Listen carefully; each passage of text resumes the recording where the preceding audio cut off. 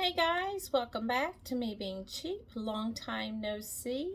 So, where I left off, I was starting a Swedish death cleaning. And for those of you who do not know what that is, it's taking care of your possessions before you pass so that your loved ones aren't stuck with dealing with all of that. Now, not planning on leaving this earth anytime soon, but there is quite a bit of accumulation in this house. I've been in here over 30 years or almost 30 years or what have you. So time to thin down on a lot of stuff. So I kind of wonder maybe I should film some of this, and I think it might be kind of hard. Sometimes it's easier just to do the cleaning and not pick up the camera. Best I might be able to do is a before and after. I have been watching some videos on cleaning, and I've been studying the camera angles, how they set up things. I might try it. So to give you an update, I did do that bathroom, the one bathroom, and I've still managed to keep it clean, have not added any more junk, have not piled shelves, have been really good at throwing out bottles when they're empty and so forth. So I'm feeling really good about that bathroom. I'm in my office right now. This is where I live 8 hours out of the day. And there are a lot of papers in here. I have been shredding, inking through with those little inkers, and burning tax returns. There's a whole filing cabinet over here that's just packed with stuff. I've been going through there, sorting through, getting rid of a lot of stuff. So the office has been taking up a lot of time. I defrosted 2 freezers and got those organized, and we're trying to work through a lot of the stuff in the freezer as far as trying to cook it up versus buying new food. That way we can, use up the stuff in the freezer before it goes bad. So that took quite a bit of time to get those 2 freezers defrosted and organized. So yeah, still working on stuff, just haven't been filming it, haven't been making videos. Also, our local bank was sold and bought by another bank, so that means anything that is set up on the auto payment, having to go through and get that updated with a lot of different companies, so that has taken time. And then doing that, I got into my email, my Gmail. It's kind of like squirrel, you start one thing and then you go down another rabbit hole, and that I am guilty of that. But I did get into my email to try to find some of these companies, like for example, the Kansas Gas Service. I know that they send me emails, so I was trying to get in there so I could log in to my account and get the bank account information changed.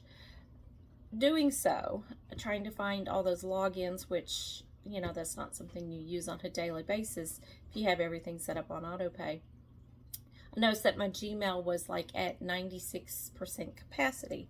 So I went down the rabbit hole and started trying to unsubscribe to a bunch of emails and then go back and delete those ones. So yeah, it's just something mindless that you could do, in the evening if you're got your feet kicked up watching TV. So I have still been working on stuff, just not filming it.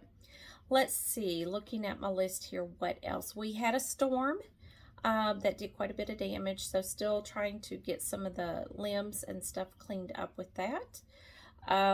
Did manage to get rid of a lot of the rabbit cages, the movable rabbit tractors, the feeders, the little kindling boxes, etc. There was a young couple that's trying to do some homesteading. We just discovered that the rabbit thing really wasn't for us living here in town. Now, if we had a farm, that may be something else that we consider doing later, but it was taking up a lot of space. The yard was getting kind of piled up looking, so we just made the decision to rehome that to somebody else that could use that and get the benefit of it right now, instead of us hanging on to it and letting it rust for years and years. Just let somebody else use it And, you know, maybe in the future, if we wanted to do rabbits again, we'll find another good deal, or maybe somebody else that's tired of messing with rabbits and wants to get rid of their stuff. Okay, through the power of Facebook, I have found a place to rehome some used vacuum pump oil. So I do have a freeze dryer, and I'm not exactly sure if that oil can be recycled like at O'Reilly's with the regular motor oil. But I did put it out there on Facebook, got connected with somebody, so I do have a place where I could take that used vacuum pump oil. I'm assuming the person that's taking this probably heats their shop with used oil. And if that's the case, I will also take some motor oil, as I have a few jugs of used motor oil as well. And then finally, somebody had posted on one of the local buy sell trade groups that they were looking for old Christmas trees, used bits of garland, that sort of thing.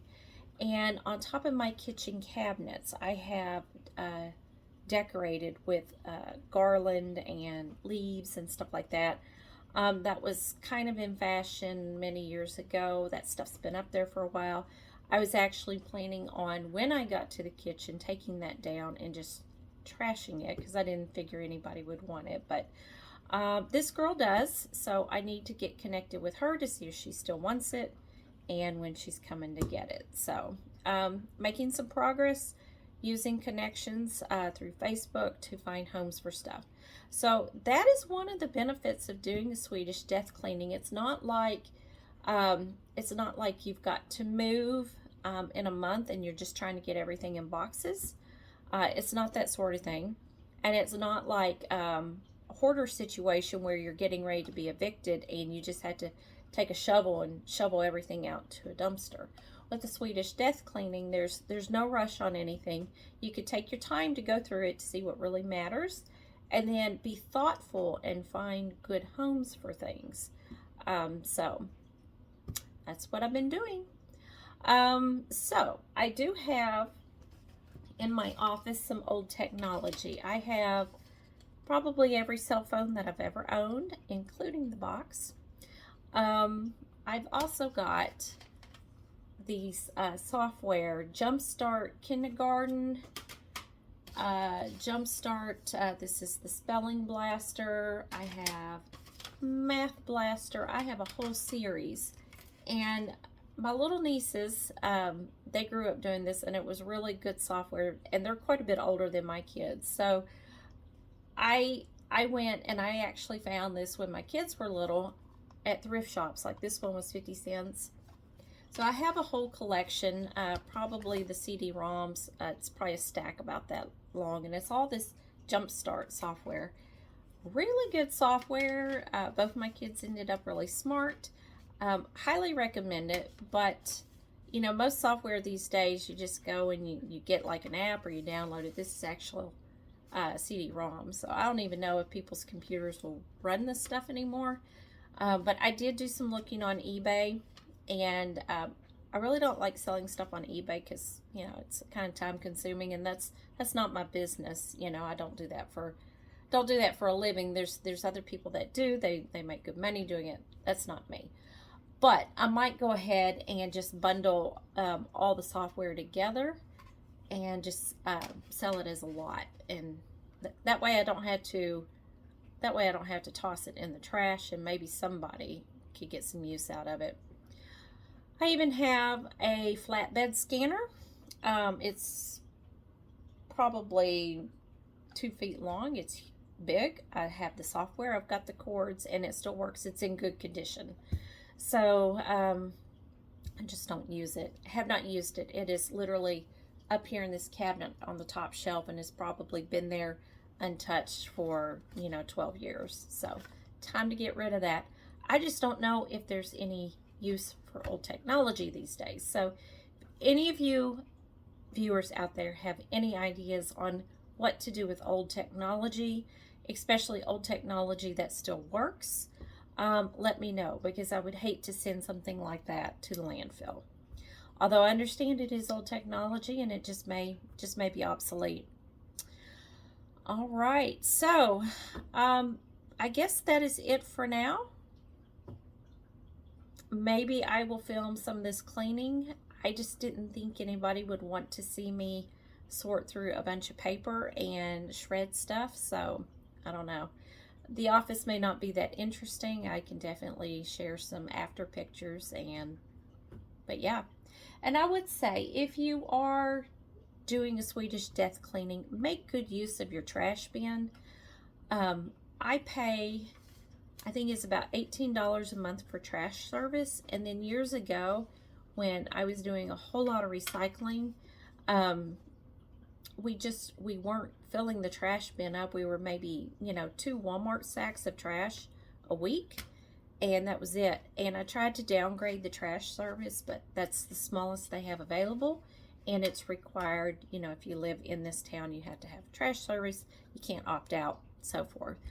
But I have found with doing this cleaning out, even making sure I give thoughtful homes to stuff, there's a lot of trash that's just generated. So make use, if you're doing this, make use of your trash bin. Go ahead and fill that thing to the rim, because that seems to be the limiting factor on me each week, is I don't have more room in the trash. I mean, we still have to throw away our usual weekly trash, but on top of that, I'm going through stuff and cleaning out. So I know that if you have to move suddenly, typically you're struggling with, what am I going to do with all this trash? And then obviously if you have a hoarder situation, there's probably dumpsters involved. But with this, the limiting factor each week seems to be the space in the trash bin. So, you got things stored in boxes. Maybe you find a good home for them, but you still got to throw away the box. And then there's stuff, that you're going through, and seriously, nobody wants it. It truly is trash. And it accumulates. I mean, it's a lot of stuff. I showed you guys how much I took out of the bathroom. And so if you can imagine multiplying it by a full house, it's just a lot of stuff. All right, take care. Have a good one. I will talk with you later, and hopefully I will be more regular on posting these videos. Have a good one.